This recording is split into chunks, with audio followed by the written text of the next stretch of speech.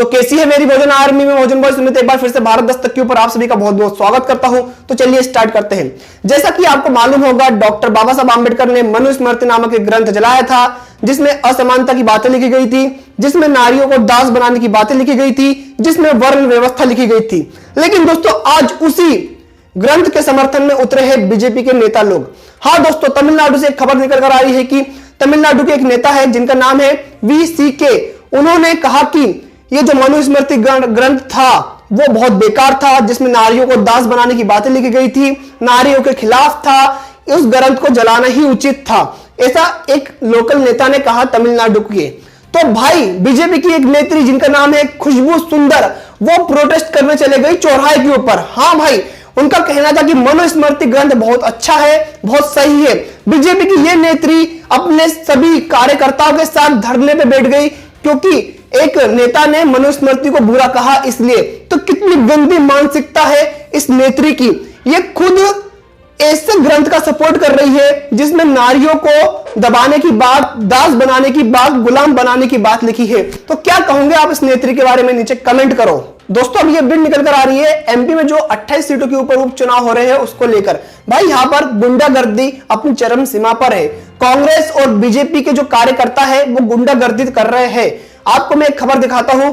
मेहगांव विधानसभा seat में क्या हुआ, जो बसपा के प्रत्याशी का काफिला था, कहे कि जो टेम्पू होते हैं जिसमें प्रचार किया जाता है उसके ऊपर बसपा प्रत्याशी के बैनर लगे हुए थे, हाथी के पोस्टर लगे हुए थे, मायावती जी की फोटोज लगी हुई थी। वो कांग्रेस और बीजेपी के गुंडे लोगों ने फाड़ दी और जो प्रचार कर रहे थे लोग BSP का, उनके साथ बदतमीजी भी की है, उनके साथ क्या बोलते दुर्व्यवहार भी किया गया है। तो गाइस इस गुंडागर्दी को लेकर आपका क्या कहना है, नीचे कॉमेंट करें। भाइयों मैं आपको ऐसा वीडियो दिखाने वाला हूं जिसे देखने के बाद आपको लगेगा कि एक नेता केवल नेता होता है, उसके अंदर कोई भी हमदर्दी, कोई भी इमोशन नहीं होता है। मैं बात कर रहा हूं यहाँ पर रामविलास पासवान जी के जो दलित हनुमान पुत्र है चिराग पासवान जी का। भाई ऐसा इसलिए बोला मैंने क्योंकि चिराग पासवान जी खुद अपने आप को कहते हैं कि मैं जो मोदी जी है उनका हनुमान हूं और मोदी जी मेरे लिए राम है, इसलिए मैं चिराग पासवान को दलित हनुमान कहता हूं। तो भाई दलित हनुमान ने एक श्रद्धांजलि वीडियो बनाया था अपने पापा की डेथ के बाद, श्रद्धांजलि देते हुए,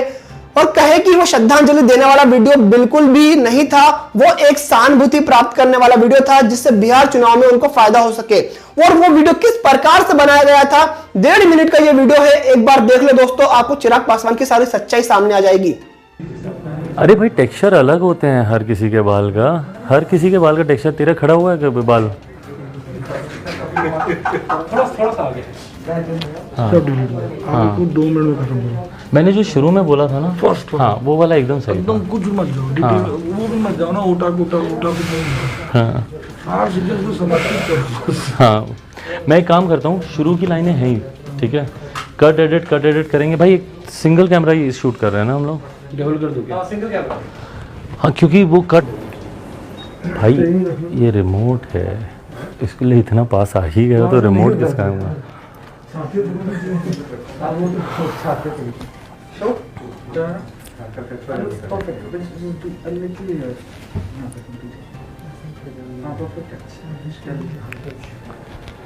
चले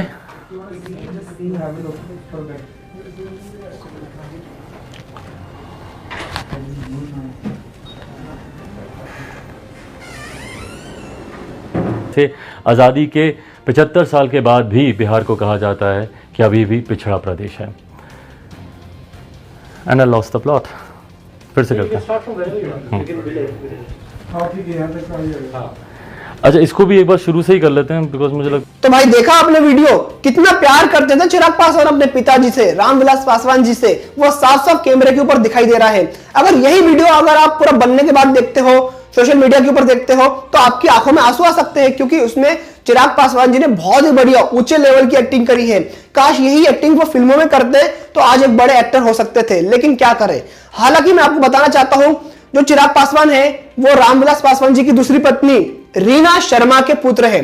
तो अब आप खुद ही समझ जाइए कि उनको अपने पिता से कितना प्यार था। बाकी मेरा कहने का मतलब आप समझ गए होंगे, नीचे कमेंट करके बता सकते हैं। तो दोस्तों हमारी वीडियो अगर आप लोग सबसे पहले देखना चाहते हो और चाहते हो भोजन समाज की हर न्यूज आपको सबसे पहले मिले तो सब्सक्राइब कर लो भारत दस्तक को, नोटिफिकेशन बेल दबा दो। आने वाली वीडियो की हर लेटेस्ट अपडेट आपके मोबाइल के ऊपर आपको सबसे पहले मिल जाएगी। तब तक के लिए बाय बाय, हंसते रहिए और मुस्कुराते रहिए।